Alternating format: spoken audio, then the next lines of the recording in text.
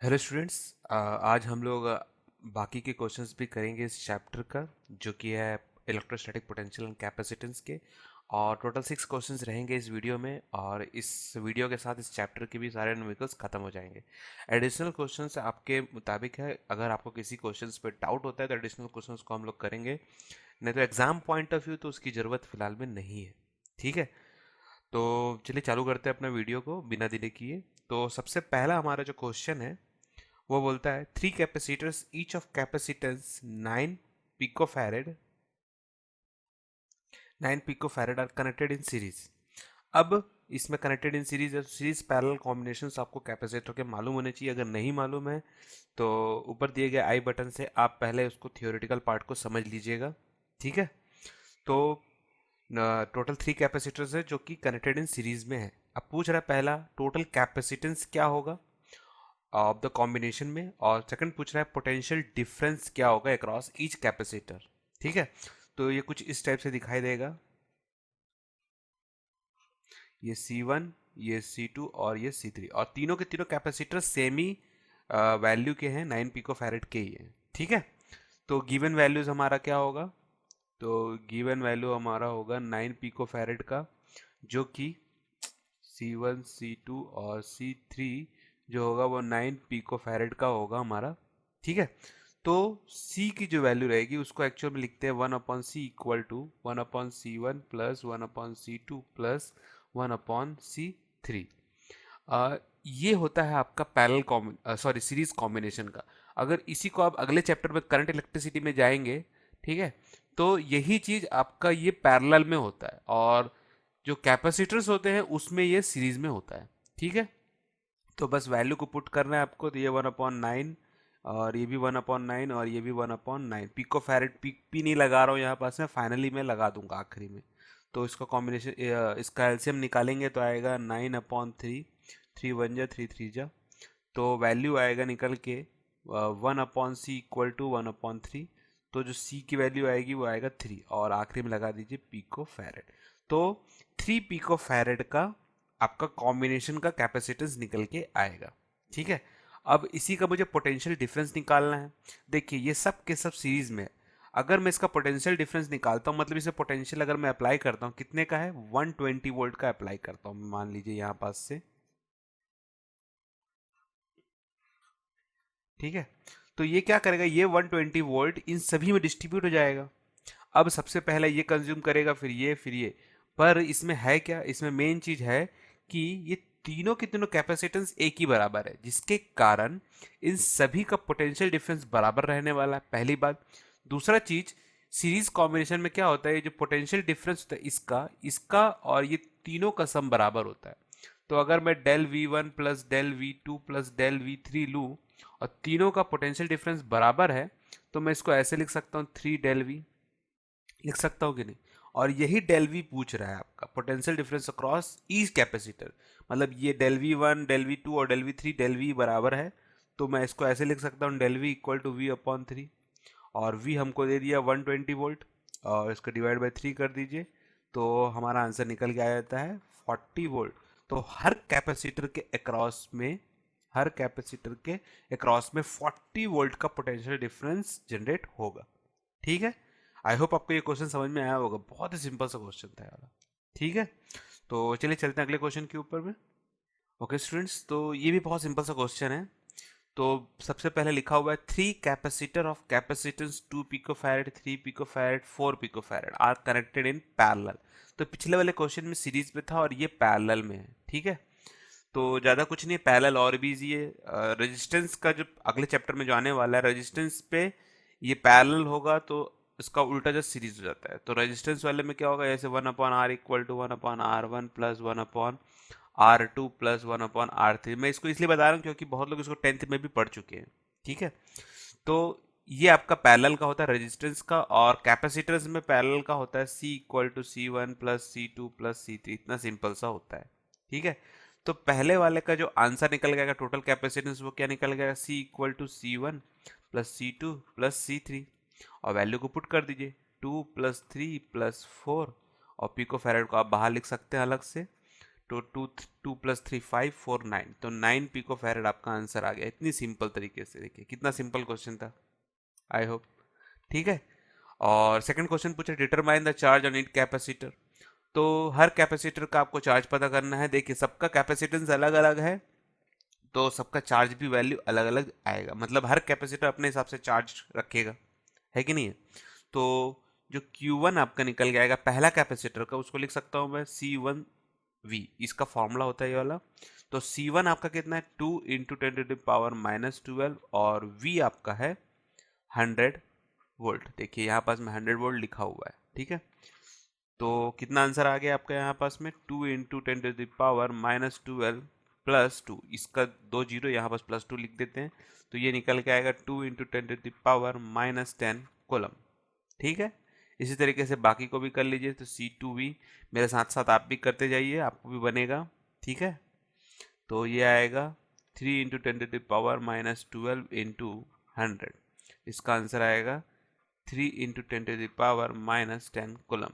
और Q3 का value आएगा C3V, तो इसका आंसर आएगा 4 × 10⁻12 × 100, तो आंसर आएगा 4 × 10⁻10 कोलम। इतना सिंपल सा आंसर था इसका। देखिए सॉल्यूशन बहुत ही सिंपल सा था। आई होप आप ट्राई करिएगा, जरूर आपको बनेगा। ठीक है। ठीक है, चलिए चलते हैं अगले क्वेश्चन की तरफ। ओके स्टूडेंट्स, तो ये क्वेश्चन भी बहुत ही सिंपल सा है।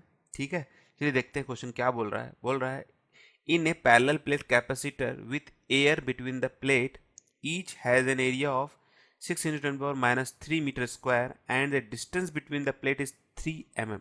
तो हमारे पास में यहाँ पास में दो प्लेट हैं, और इन दोनों के बीच का जो डिस्टेंस है वो 3 mm का है, और इसका जो एरिया है वो है 6 × 10⁻³ दोनों का सेम टू सेम है। ठीक है। और बोला calculate the capacitance of the capacitor, तो इनके बीच में जो कैपेसिटेंस जनरेट होगा, ठीक है, मतलब स्टोरिंग कैपेसिटी जो जनरेट होगी वो कितनी होगी, इसको हमको फाइंड आउट करना है। तो सबसे पहला हमको C फाइंड आउट करना है। गिवन क्या दिया गया है इसमें से, तो सबसे पहला गिवन दिया गया है इसमें एरिया, तो 6 × 10⁻³ मीटर स्क्वायर, और D डिस्टेंस दिया गया है 3 mm का, जिसको मीटर में कन्वर्ट करना पड़ेगा, तो 3 × 10⁻³ मीटर। ओके है। और इसमें क्या दिया गया है, V दे दिया गया है 100 वोल्ट, बाद में इसको कनेक्ट करेंगे। तो सबसे पहले कैपेसिटेंस निकाल लेते हैं हम लोग। तो कैपेसिटेंस का फॉर्मूला होगा यहाँ पास में C0 = ε0A/d, वैल्यू को पुट करिए तो आएगा 8.85 × 10⁻12। एरिया का वैल्यू है 3 × 10⁻3, और D के वैल्यू भी है आपका सॉरी 6 इंटू है ना एरिया, और ये आएगा 3 × 10⁻3। इसमें से ये वैल्यू कैंसिल, 3 1 जा 3 2 जा, और इसके मल्टीप्लाई करेंगे जब आप, तो आपका आंसर आएगा 17.7 पिको फैरेड। ठीक है, बहुत ही सिंपल सा था। 10⁻12 मतलब कि पिको आ गया। अब पूछ रहा है, if this capacitor is connected to a 100 volt supply से कनेक्ट कर दिया गया है इसको, यहां से ऐसे 100 वोल्ट से। What is the charge on each plate of the capacitor, तो इन दोनों प्लेट में, इसमें पॉजिटिव जुड़ जाएगा और इसमें नेगेटिव, तो इन दोनों प्लेट में कितना चार्ज जनरेट होगा। तो इसका भी फॉर्मूला बहुत सिंपल सा है, Q = C0.V। इसका यूज हम लोग पहले भी पिछले वाले क्वेश्चन में भी कर चुके हैं। तो C0 कितना होगा, 17.7, और वोल्टेज दिया गया 100 वोल्ट पिको फैरेड में, है ना। तो इसका आंसर आएगा, इसको इससे मल्टीप्लाई करेंगे तो आएगा 17.7 × 10⁻12 +2 C कोलम। ठीक है, तो 17.7 × 10⁻10 coulomb. This is the final answer. बहुत ही सिंपल सा क्वेश्चन था। आई होप आपको ये क्वेश्चन समझ में आया होगा। फिर भी कोई डाउट आएगा तो कमेंट सेक्शन में जरूर पूछिएगा। ठीक है, चलिए चलते हैं अगले क्वेश्चन की तरफ। ओके स्टूडेंट्स, तो ये क्वेश्चन भी बहुत सिंपल सा क्वेश्चन है। इसके लिए आपको डाइलेक्ट्रिक वाला चीज़ें थोड़ा समझ में आनी चाहिए पहले। ठीक है, तो पूछ रहा है, explain what would happen if in the capacitor given in exercise 2.8, मतलब 2.8 का जो भी कैपेसिटर हमारा वैल्यू था, जो था 17 पॉइंट समथिंग, 17.7 पिको फैरेड था हमारा वैल्यू।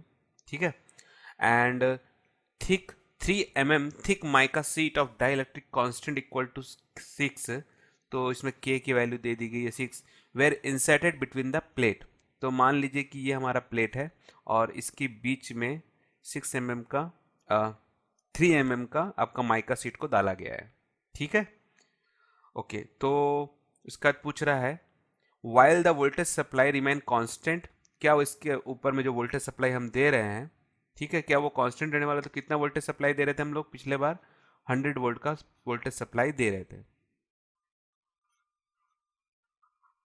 ठीक है, तो क्या होता है देखिए, इसमें पॉजिटिव होने के कारण ये पॉजिटिव हो जाते हैं और ये नेगेटिव रहेगा। अब जैसे इसमें डाइलेक्ट्रिक इंसर्ट करने से क्या होता है कि ये सब नेगेटिव हो जाते हैं और ये आपके पॉजिटिव हो जाते हैं, तभी आपका इलेक्ट्रिक फील्ड वर्क करता है अच्छे से।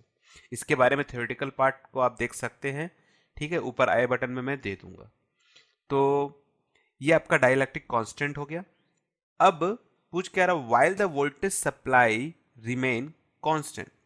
तो क्या होगा सबसे पहले कि इसमें वोल्टेज सप्लाई जो हम यहां से दे रहे हैं वो तो आपको इसके प्लेट में क्या सप्लाई कांस्टेंट, सप्लाई बोल रहा है ना, तो सप्लाई में कोई डिफरेंस नहीं आने वाला है। तो वोल्टेज सप्लाई जो हम दे रहे हैं वो आपको कांस्टेंट ही मिलने वाला है। तो पहले का आंसर क्या है, सेम। कितना रहने वाला है, 100 वोल्ट। ठीक है, तो सेकंड पूछ रहा है after the supply was disconnected. तो सप्लाई को अगर डिस्कनेक्ट कर दिया जाए, यहां से ये 100 वोल्ट को मैं यहां से काट देता हूं तो क्या होगा। सिंपल सी बात है कि ये हट जाने के बाद ये जो डाइलेक्ट्रिक कांस्टेंट है इस पे जो इलेक्ट्रिक फील्ड जनरेट हुआ है, देखिए यहाँ पास है पॉजिटिव में नेगेटिव, तो इलेक्ट्रिक फील्ड जो जनरेट हुआ है ये आपका पोटेंशियल डिफरेंस क्रिएट करेगा और इसकी पोटेंशियल डिफरेंस जितना भी बनने वाला है वो हमको फाइंड आउट करना है।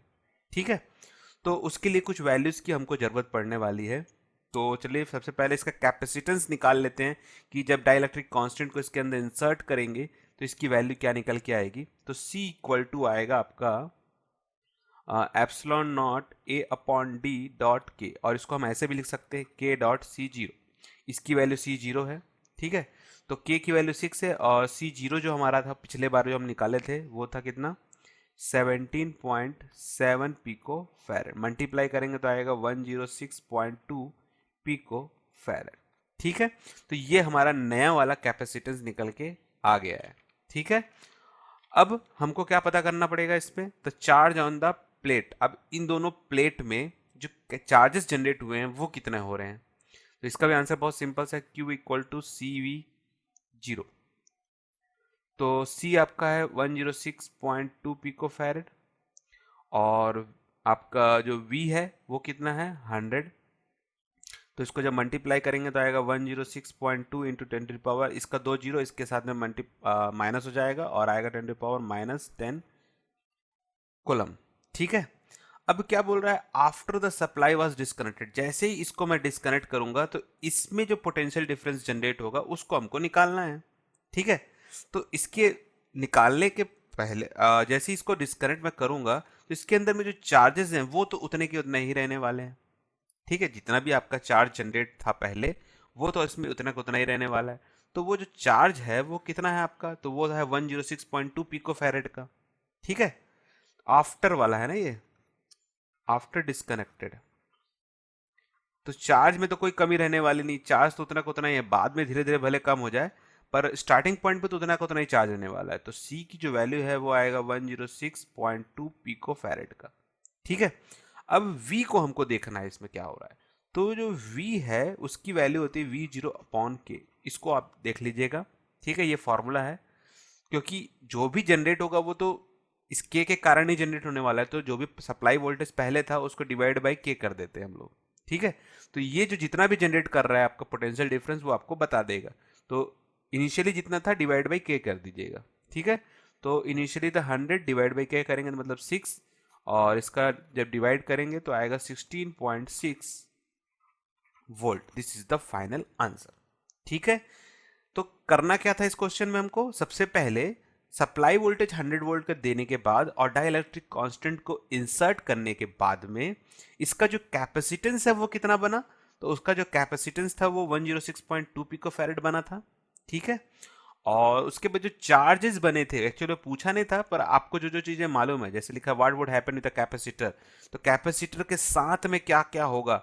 ठीक है। तो कैपेसिटर के अंदर में कैपेसिटेंस भी आ जाता है और चार्जेस भी आ जाता है, इसीलिए हमने दोनों का चीज का वैल्यू निकाल के बताया है आपस में। ठीक है। और जैसे ही मैंने इसको डिस्कनेक्ट कर दिया तो उसके बाद जो कैपेसिटेंस है उसके साथ में क्या हुआ होगा, ठीक है, और आपका वोल्टेज जो है वो क्या बना होगा यहाँ पास में। ओके है। आई होप आपको ये बात समझ में आ गई होगी अब किसको कैसे करना है। ठीक है।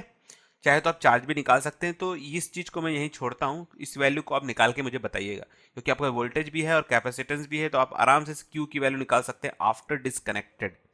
ठीक है, कि आफ्टर डिस्कनेक्टेड इसमें कितने चार्जेस बचे हुए हैं, क्योंकि धीरे धीरे आपके चार्जेस जो हैं, जैसे इसको आप कनेक्ट करेंगे एक्सटर्नल में तभी खत्म होने वाला है, नहीं तो खत्म नहीं होगा ये। तो कितना बचा हुआ है चार्जेस उसको भी आप देख लीजिएगा एक बार। ठीक है, आफ्टर डिस्कनेक्टेड में। तो आई होप आपको ये क्वेश्चन समझ में आया होगा, और कोई भी मन में डाउट होगा तो कमेंट सेक्शन जरूर पूछिए, क्योंकि आप क्वेश्चन पूछेंगे नहीं तो मुझे समझ में नहीं आएगा कि मैं आपको और क्या बताऊं। जितना मुझे लग रहा था आपको बताने के लिए मैंने आपको जरूर बताया है। ठीक है। ओके, चलिए चलते हैं अगले क्वेश्चन की तरफ। ओके स्टूडेंट्स, तो ये भी बहुत सिंपल सा क्वेश्चन है, एकदम सिंपल सा, बस फॉर्मूला याद होना चाहिए। क्वेश्चन में पूछ रहा है, ए 12 picofarad capacitor is connected to a 50 volt battery. How much electrostatic energy is stored in the capacitor? तो अगर आपको फॉर्मूला मालूम है तो इसमें कोई भी तकलीफ नहीं है। तो C का वैल्यू 12 पिकोफैरेड है और V की वैल्यू दे दिया गया 50 वोल्ट। एनर्जी की वैल्यू निकालना है, तो एनर्जी का आंसर होता है हाफ CV²। ये होता है आपका फॉर्मूला। बस वैल्यू को पुट करिए तो आएगा 12 इंटू 10⁻⁻12 और 50 का होल स्क्वायर। तो ये आएगा 6 10⁻⁻12 और 25 का 5 का स्क्वायर होगा 25 और इंटू 10⁻²। तो इसको इसके मल्टीप्लाई करेंगे तो आएगा 150 और ये आएगा 10⁻⁻10। 2 जीरो अगर इसको देना है तो दे सकते हैं, तो इसको लिख सकते हैं 1.5 into 10⁻⁻8 joule. This is the simple answer. I hope आपको ये क्वेश्चन समझ में आया होगा, इसमें कुछ भी नहीं था, सिर्फ आपको फॉर्मूला मालूम होना चाहिए बस। ओके, अगर फॉर्मूला आपको मालूम है तो आप आराम से इस क्वेश्चन को सॉल्व कर सकते हैं। ठीक है। ठीक है, चलिए चलते हैं अगले क्वेश्चन की तरफ और लास्ट क्वेश्चन की तरफ। ओके स्टूडेंट्स, तो ये हमारा लास्ट क्वेश्चन है, बहुत ही सिंपल सा क्वेश्चन है। ठीक है, थोड़ा सा ट्रिकी भी है, तो चलिए देखते हैं कि वो ट्रिकी पार्ट यहाँ पास में क्या है। तो सबसे पहला है, a 600 picofarad capacitor is connected by a 200 volt supply, it is then disconnected from the supply. उसके बाद क्या हुआ, 200 वोल्ट से इसको हटा दिया गया and is connected to another uncharge 600 picofarad capacitor, और इसको 600 पिकोफैरेड कैपेसिटर से कनेक्ट कर दिया गया। पूछ रहा है how much electrostatic energy is lost in the process, और इसके कारण इसमें जो इलेक्ट्रोस्टैटिक एनर्जी जनरेट हुआ था, ठीक है, उसमें कितना लॉस आया। तो देखिए बहुत सिंपल सा ये है कि हमारा एक ये कैपेसिटर है और इसको हमने 200 वोल्ट सप्लाई से कनेक्ट कर दिया। ठीक है, अब उसके बाद क्या किया, मैंने इसको यहाँ से डिस्कनेक्ट कर दिया यहाँ से, तो इसको मैं मिटा देता हूँ। डिस्कनेक्ट करने के बाद एक और कैपेसिटर मैंने उठा के लाया और इसको यहाँ से ऐसे कनेक्ट कर दिया। तो अगर आप देखेंगे इसको तो ये कुछ कुछ पैरेलल जैसा दिखाई देता है। ठीक है, इसकी जरूरत हमको पड़ने वाली है, अभी देखिएगा। तो चलिए देखते हैं क्या क्या कर सकते हैं हम लोग इसमें। तो C1 की वैल्यू दे दिया गया है आपको 600 पिकोफैरेड और C2 की वैल्यू दे दिया गया है 600 पिकोफैरेड और V का वैल्यू दे दिया गया है 1200 वोल्ट। तो हमको सबसे पहले एनर्जी निकालना पड़ेगा, इनिशियल एनर्जी। ठीक है, लॉस को देखने के लिए हमको इनिशियल और फाइनल, मतलब कनेक्ट करने के बाद कितनी एनर्जी है और कनेक्ट करने से पहले कैपेसिटर को कितनी एनर्जी है, और दोनों का फिर डिफरेंस निकाल लेना है। तो सबसे पहला हमको एनर्जी स्टोर निकालना है, तो इसको U1 दे दीजिए इनिशियल वाले के नाम पे। तो इसका आंसर होगा हाफ CV²। वैल्यू को पुट करिए तो ये आएगा 600 इंटू 10⁻⁻12 और V का है 200 का स्क्वायर। तो इसको कैलकुलेट करेंगे तो ये 300 आएगा, तो 300 इंटू 10⁻⁻12 और ये आएगा 2⁴ इंटू 10⁻⁴। सॉल्व करेंगे तो 3 4 जा 12 होता है और 10⁻⁻ इसका 2 - 12 और ये +4 और ये होगा 6 और बचेगा 12 into 10⁻⁻6 joule. This is the answer. ठीक है, कैलकुलेशन पार्ट है, आई होप आपको ये बन जाएगा, बहुत सिंपल सा कैलकुलेशन था। ठीक है, तो अब पूछ रहा है कि एनर्जी लॉस कितना हो, उसके लिए हमको सेकंड वाले में जाना पड़ेगा और कुछ हमको कुछ ट्रिक्स भी मालूम होनी चाहिए इसके लिए। तो देखिए सबसे पहला चीज है, जैसे ही मैंने इसको सेकंड वाले कनेक्ट किया तो ये पैरेलल में कनेक्ट हो गया। अब पैरेलल में कनेक्ट होने के कारण इसके अंदर में जो भी चार्जेस थे आपके, वो क्या हो गए, इन दोनों में डिस्ट्रीब्यूट हो गए। तो सबसे पहले अगर चार्ज मान लीजिए कि क्यू था, तो आने वाले जो चार्जेस होंगे, जो बचे हुए चार्ज हैं, मतलब कि जो चार्ज दोनों में डिस्ट्रीब्यूट हो रहा है, दोनों कैपेसिटर में अब कितने चार्ज जो बच रहे हैं, वो क्या होगा, कंजर्वेशन ऑफ लॉ के कारण ये चार्जेस एक दूसरे के साथ में शेयर कर लेगा। ठीक है, तो इसको हम Q/2 कर देते हैं।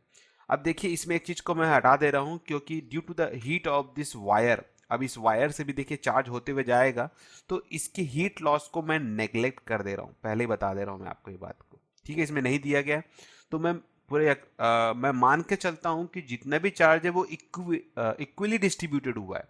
ठीक है, कोई भी एनर्जी लॉस इसके बीच में नहीं हुआ है, इन दोनों वायर के बीच में नहीं हुआ है। ठीक है, मतलब इसमें स्टोरिंग एनर्जी का जो चेंजेस है सिर्फ उतना ही लॉस हुआ है, बाकी इसमें कोई लॉस नहीं हुआ है। ठीक है, तो जो चार्ज डिस्ट्रीब्यूट हुआ इसके लिए इसको Q/2 कर देता हूं मैं सबसे पहले। ओके है, ठीक है, और जो Q डैश है उसकी वैल्यू होती है CV डैश।